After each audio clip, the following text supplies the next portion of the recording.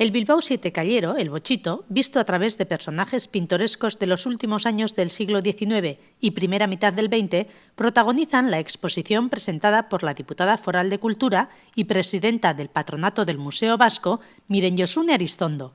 El Museo Vasco de Bilbao acoge hasta el próximo 24 de febrero la muestra Galería de Celebridades Vizcaínas, Tipos Populares, que reúne una selección de retratos al óleo de hombres y mujeres que tuvieron una presencia pública en la vida cotidiana de la villa. La colección originalmente estaba integrada por 239 cuadros, donde pueden apreciarse diferentes aspectos de la actividad y la vida cotidiana de la época mediante estas figuras que callejeaban por Vizcaya y singularmente por Bilbao. El elevado número de retratos ha llevado al museo a la decisión de exponerlos en varias entregas, siendo esta primera la dedicada a los tipos callejeros y populares.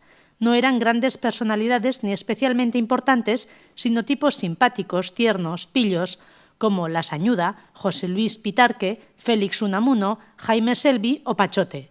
45 obras componen esta primera exposición.